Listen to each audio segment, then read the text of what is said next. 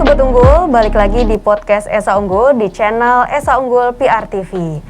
Baik, bersama saya Haiza sebagai host di episode kali ini yang dimana akan membahas penanganan dalam bidang psikologi terhadap perundungan dan pelecehan seksual khusus di wilayah kampus dan lingkup lainnya dalam rangka pencegahan dan penanggulangan anti 3 dosa di dunia pendidikan. Baik, di episode kali ini kita akan membahas perundungan terlebih dahulu bersama narasumber yang sudah hadir hari ini. Halo, dengan Ibu siapa? Halo Mbak, saya Novenawati Wahsusitasari, bisa dipanggil dengan Noven. Di sini saya staf pengajar dari Fakultas Psikologi Universitas Esa Unggul.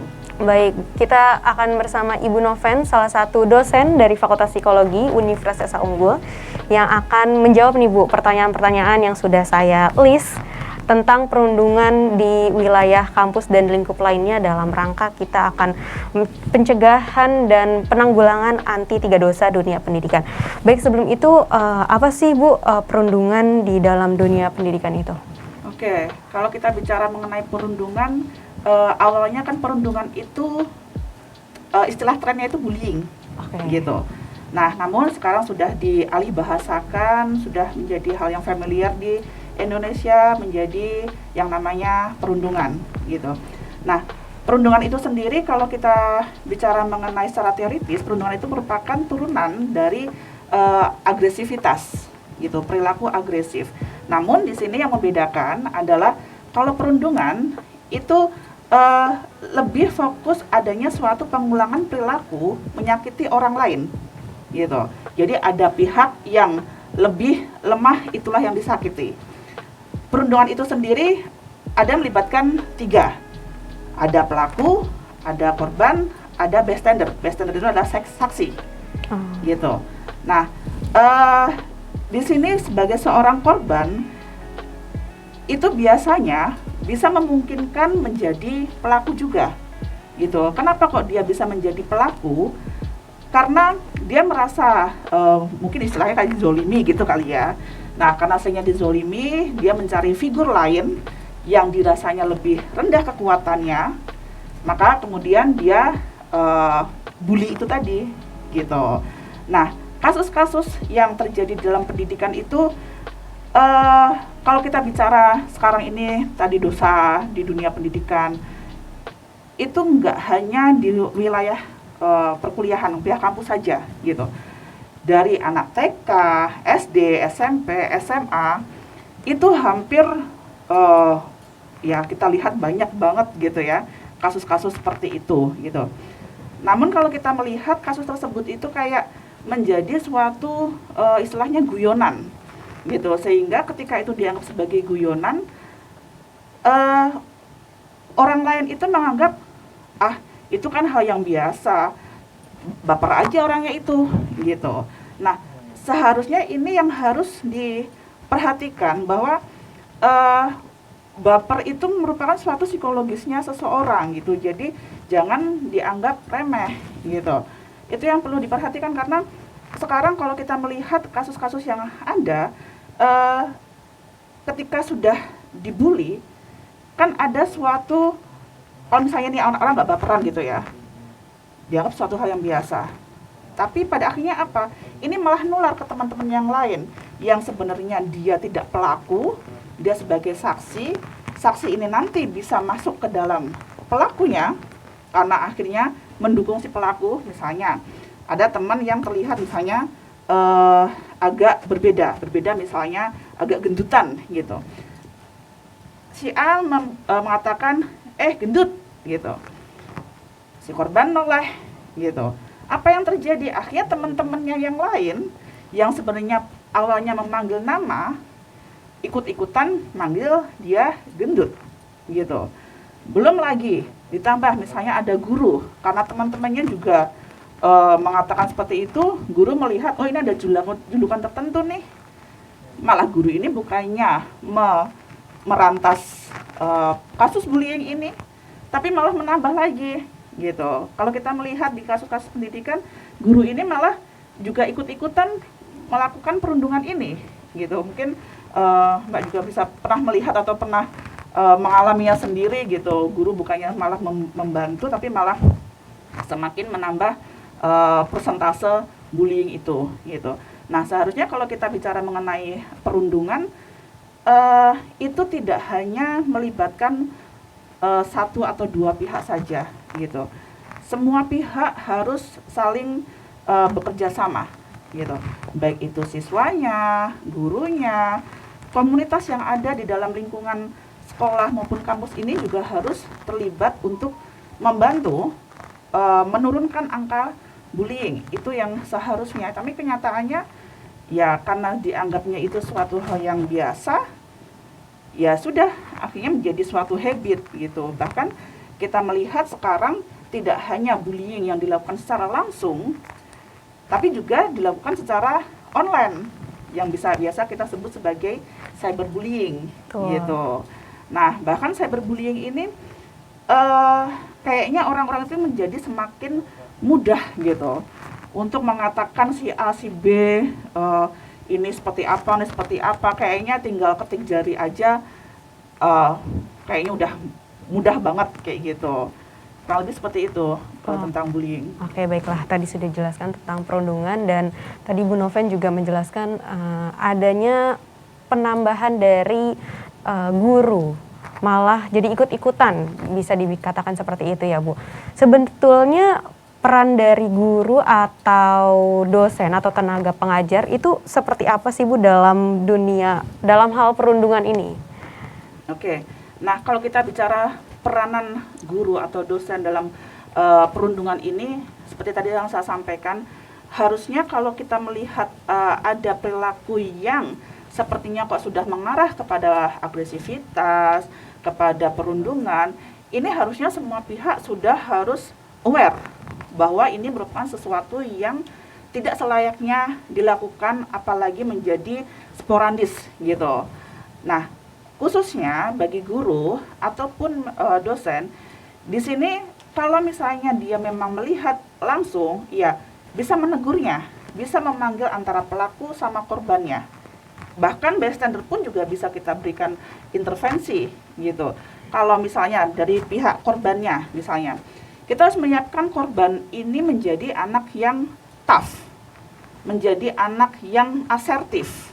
Asertif itu berani mengatakan bahwa misalnya, gendut, kamu banyak banget sih makannya, misalnya kayak gitu. Nah, si korban ini harus bisa menyampaikan bahwa aku nggak suka dikatakan gendut, aku punya nama, kayak gitu.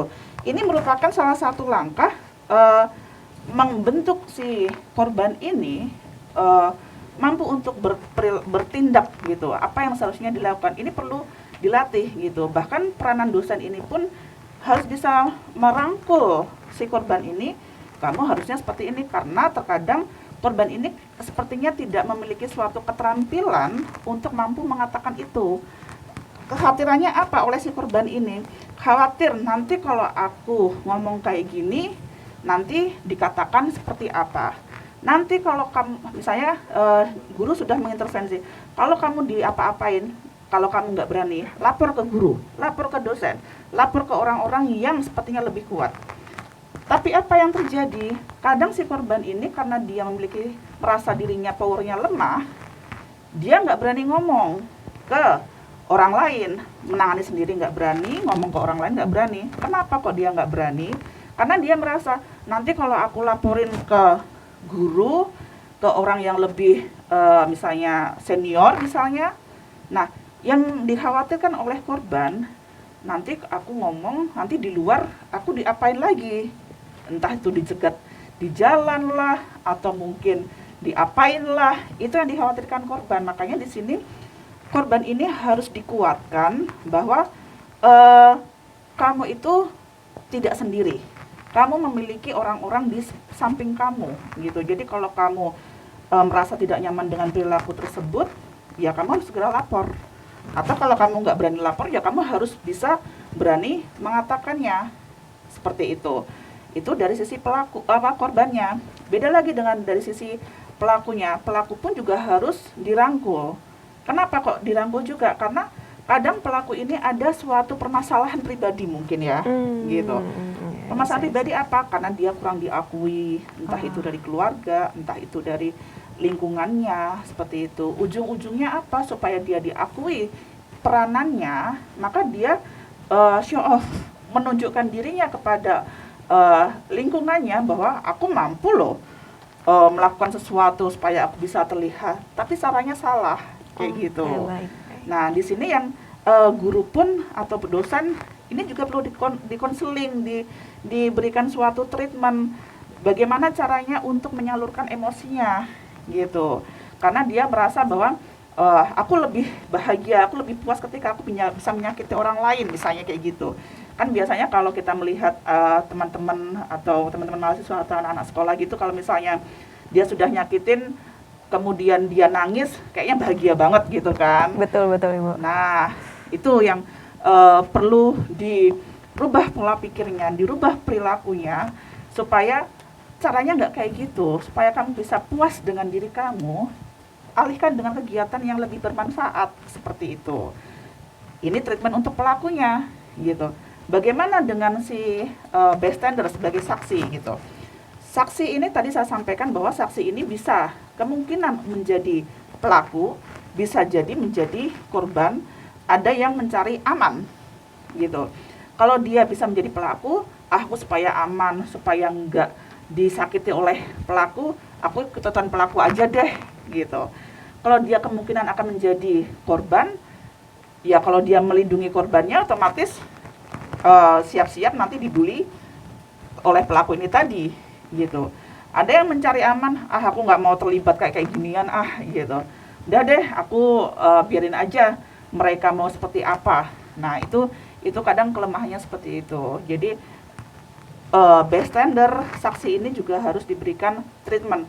Bagaimana dia harus bertindak ketika melihat perundungan ini terjadi di lingkungannya, seperti itu. Oke, baik. Kalau misalkan berarti basicnya itu si korban harus punya keberanian untuk melaporkan kepada pihak yang dia percayai lah ya Bu ya, bisa dibilang seperti itu. Saya mendengarkan cerita tadi Ibu udah jelaskan tentang pelaku, korban, dan saksi, ternyata itu cukup kompleks ya Bu ya. Berarti dampak psikologinya atau psikisnya bagaimana Ibu untuk dari setiap pelaku atau korban dan saksi? Oke, kalau kita melihat dampak psikologis tentunya lebih parah itu adalah yang dari sisi korbannya, gitu. Ketika dia terkena mendapatkan suatu perilaku perundungan ini tadi, tentunya korban ini kalau dia memang tipikal anak yang mungkin bisa dibilang baperan atau apalah kayak gitu tadi, dia akan bahwa dirinya, aduh ternyata aku anak yang seperti ini, aku kok tidak diterima oleh temanku.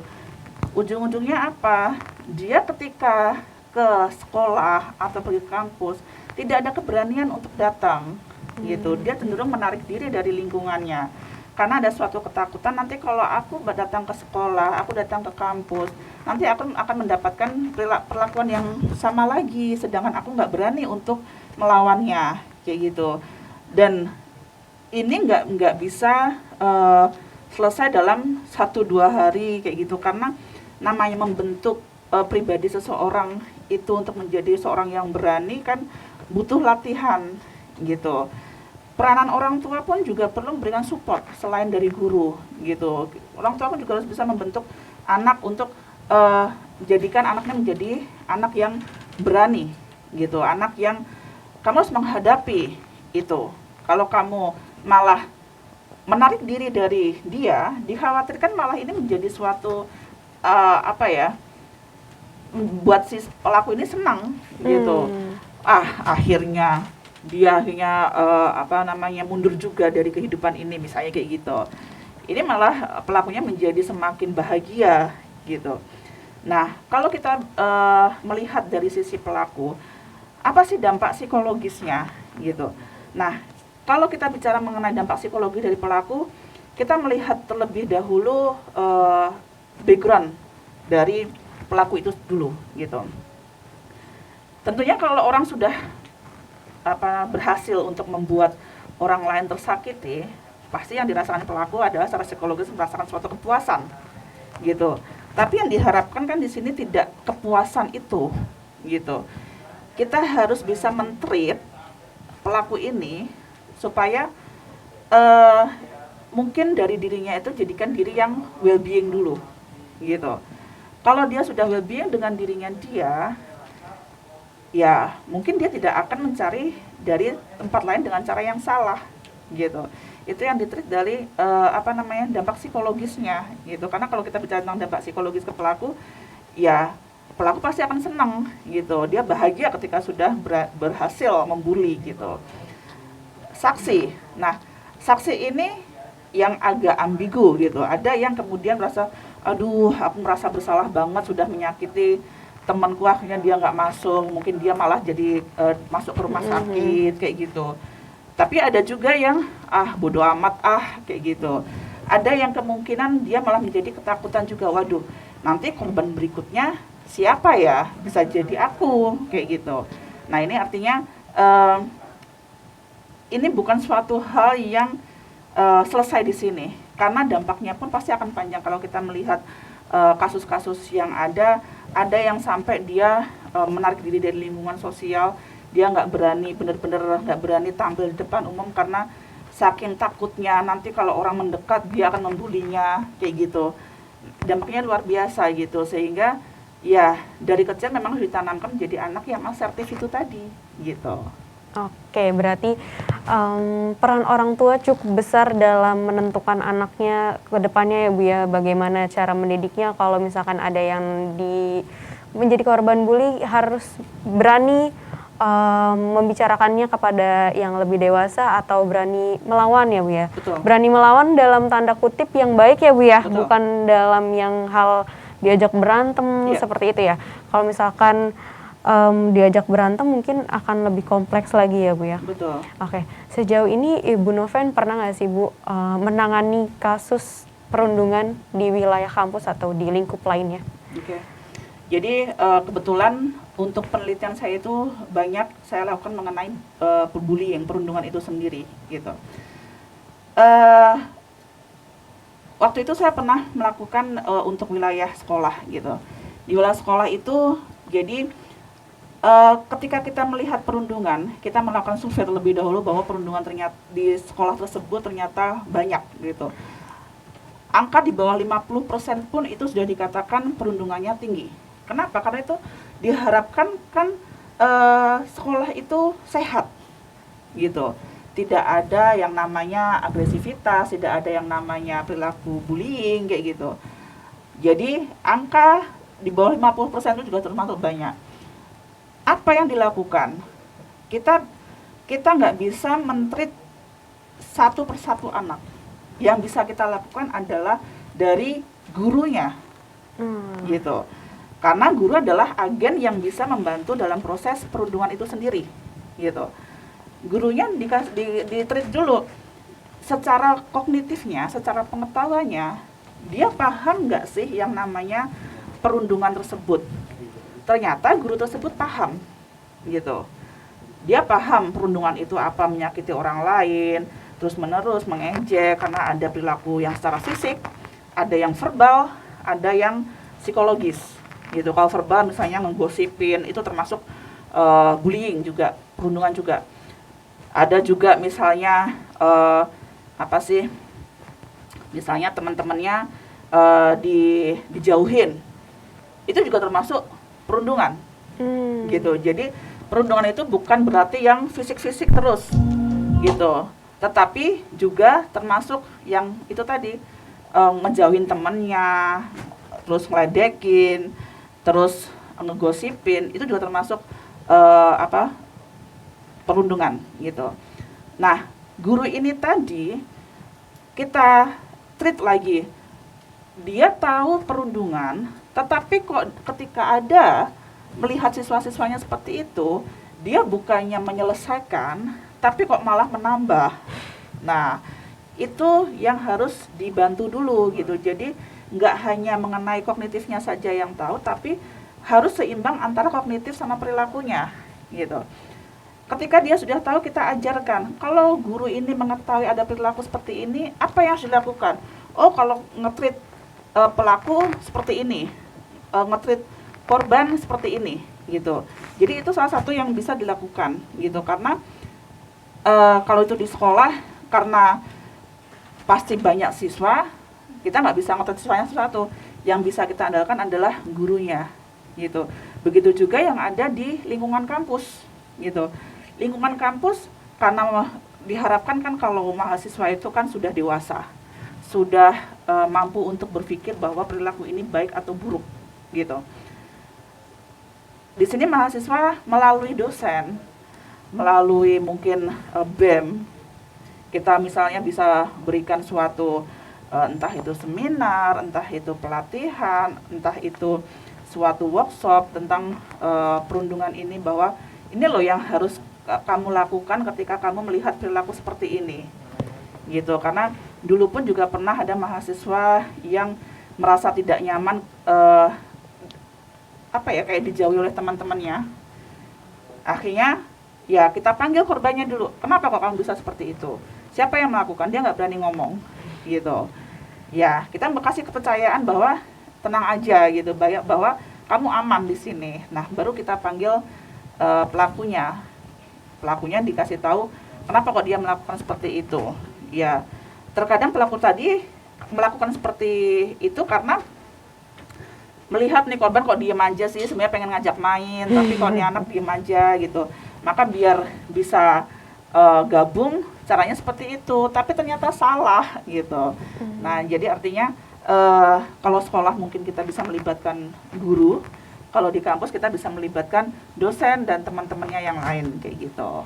Oke, kalau misalkan di Indonesia nih Bu, sebenarnya udah ada atau belum sih Bu undang-undang yang menetapkan tentang peraturan perundungan ini?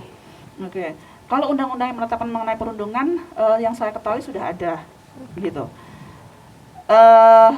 Namun kalau saya melihat gini, kalau perundungan yang sifatnya langsung, itu kalau pihak korbannya tidak melapor, maka ya tidak ada tindakan, gitu.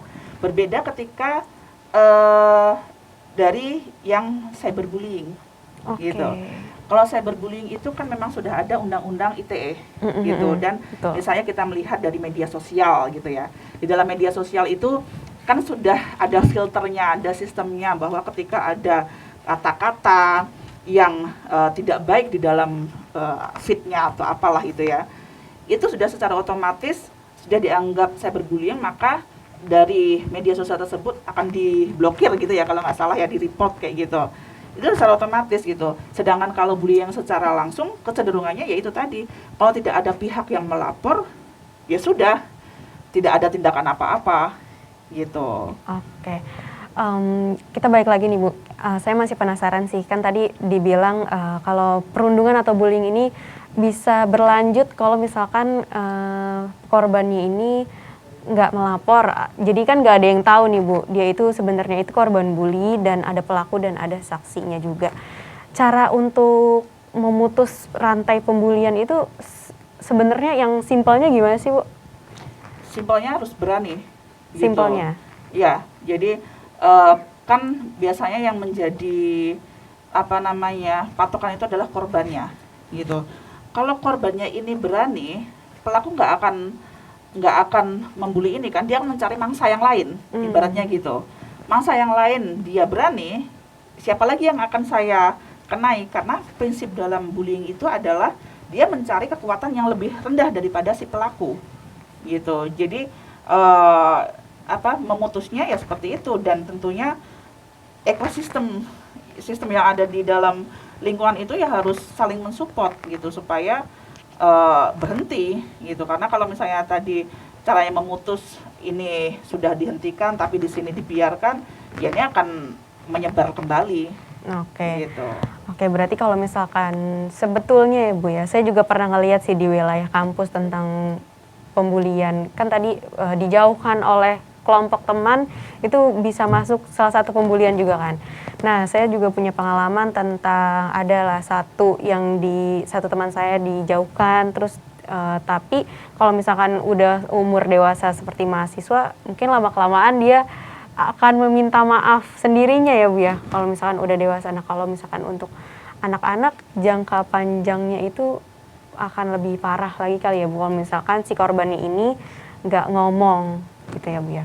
Berarti cukup sekali peran orang tua paling penting dalam hal awal ya Bu ya, karena dari rumah dulu kita diajarin, baru nanti kita dibantu oleh tenaga pengajar, dosen atau guru yang ada di dunia pendidikan ini dalam kasus bullying atau perundungan ini. Nah, Bu coba boleh dikasih pesan kepada semuanya nih Bu, semua pihak deh Bu, mulai dari yang masih menjadi pelaku, terus kepada korban yang masih belum berani untuk speak up, kasih info kalau misalkan dia ini tuh korban, dan kasih pesan juga kepada orang tua yang menonton dan dosen atau tenaga pengajar lainnya yang belum membantu mahasiswanya atau anak didiknya mulai merangkul tentang adanya perundungan atau pembulian ini, Bu. Baik, ya mungkin bisa saya sampaikan bahwa supaya memutus rantai perundungan ini tentunya sebagai korban harus berani speak up gitu. Ketika korban merasa bahwa dia tidak nyaman dengan perilaku orang lain, langsung saja katakan bahwa saya tidak nyaman gitu. Seandainya pun dia tidak berani mengatakan, cari pihak yang bisa menolongnya seperti itu. Sedangkan kalau untuk pelaku, coba introspeksi diri gitu, bahwa kalau kamu disakitin, kira-kira kamu seperti apa gitu, karena dampaknya itu pasti akan panjang bagi korban.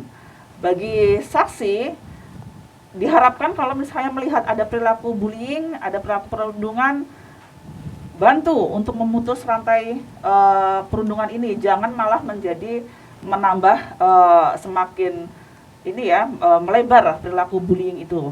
Nah, bagi orang tua, ajarkan anak untuk bisa bersikap asertif. Jadi kalau anak berani bersikap asertif, diharapkan anak ini akan berani ketika menghadapi perundungan atau apapun perilaku-perilaku yang tidak membuat nyaman bagi anak tersebut. Kemudian bagi pengajar, baik itu guru, baik itu dosen, rangkul, baik itu korban, baik itu pelaku, baik itu bystander, saksi itu tadi, biar mereka nyaman, mereka mengetahui apa harus bersikap, dirangkul, diajarkan bagaimana untuk berperilaku secara tepat, kurang lebih seperti itu. Baiklah, ini ada satu mahasiswa yang ingin sharing pengalamannya mengenai apakah dia korban atau saksi dari pembulian atau perundungan ini. Ya, nama saya Bintang, seorang mahasiswa. Saya ingin menceritakan pengalaman saya sebagai saksi. Dulu zaman saya sekolah di STM, saya menemukan korban bullying terhadap teman saya. Saya tidak bisa melakukan namanya pelaporan karena teman-teman saya juga powernya sangat kuat dan saya sendiri pun nggak punya power terhadap teman-teman saya. Jadi apa yang saya lakukan jika menemukan hal itu terjadi lagi? Terima kasih. Baik, terima kasih atas sharingnya mengenai saksi salah satu pembulian di sekolahnya dan bertanya apakah yang akan dilakukan ketika melihat pembulian itu terjadi. Di posisi saksi bagaimana, Bu? Baik, kalau tadi dari ceritanya yang pendek ya, sebagai seorang saksi tadi dikatakan bahwa saya mau bantuin korban, tapi saya nggak berani untuk bertindak karena merasa powernya lebih rendah dibandingkan pelaku itu tadi. Nah, apa yang dilakukan seperti tadi yang saya sampaikan, bahwa kalau saksi ini kemungkinan bisa menjadi pelaku, juga bisa menjadi korban juga. Kalau dia sudah memiliki suatu ketakutan untuk menjadi korban, bisa bertindak lapor ke guru, lapor ke yang kayaknya punya powernya lebih kuat supaya lebih aman gitu. Nah, kalau lapor ke guru biasanya kita bentuk dulu, tadi saya sampaikan guru harus bentuk dulu bahwa dia harus menjadi seorang yang bisa dipercaya gitu, membuat aman. Kalau sudah seperti itu, silakan langsung aja lapor ke guru atau kakak tingkat atau temennya yang punya power lebih tinggi gitu. Jadi kalau diam saja, artinya di sini juga malah menjadi semakin lebar ya perilaku perundungan itu tadi, seperti itu. Oke, baiklah. Itu tadi yang harus dilakukan yaitu adanya dia melaporkan ke tenaga yang memang dia percayai atau memiliki power yang lebih lagi. Dan tadi kan ada salah satu mahasiswa yang sharing kalau misalkan itu terjadi di sekolahnya yang dulu. Nah, dia sekarang ini sebagai mahasiswa dan disarankan untuk melakukan konseling atau konsultasi ya Bu ya, ke biro konseling yang ada di kampusnya masing-masing, terutama di Universitas Esa Unggul ini ada biro konseling dan pastinya di Fakultas Psikologi juga ada tempat untuk konsultasi ya Bu ya. Betul. Oke, baiklah, itu pesan yang disampaikan oleh Ibu Noven kepada kita semua dan jangan sampai ada lagi yang menambah panjang tentang kasus perundungan ini di lingkup manapun ya Bu ya. Ya. Oke, satu lagi Bu, saya mau nanya, di Fakultas Psikologi apakah membuka konseling untuk mahasiswa Universitas Esa Unggul yang mungkin bisa konsul mengenai dia korban yang akan baru mau konseling ke Fakultas Psikologi? Apakah ada Bu? Di Fakultas Psikologi kebetulan ada namanya PLP, Pusat Layanan Psikologi gitu. Jadi kalau misalnya ada mahasiswa-mahasiswa yang merasa bahwa ada masalah pribadi atau termasuk salah satunya merasa menjadi korban atau kalau dia nggak bisa menyalurkan emosinya dengan baik, bisa mendaftarkan untuk konseling di PLP tersebut. Nanti kita arahkan, dijadwalkan dengan psikolog yang mana, dan untuk mahasiswa mahasiswa Esa Unggul free untuk konseling. Oke, baik. Itu. Oke, baiklah, kita sudah sampai di penghujung podcast episode kali ini yang membahas perundungan di wilayah kampus khususnya dan di lingkup lainnya. Dan tadi juga sudah diinfokan oleh Ibu Noven bahwa di Fakultas Psikologi Universitas Esa Unggul terbuka untuk konsultasi terhadap tenaga-tenaga yang ada di Fakultas Psikologi tersebut dan dikhususkan untuk mahasiswa Esa Unggul itu free. Nah, kita sudah sampai di penghujung podcast episode kali ini. Jangan lupa untuk di like, comment, and share dan sampai jumpa di episode selanjutnya.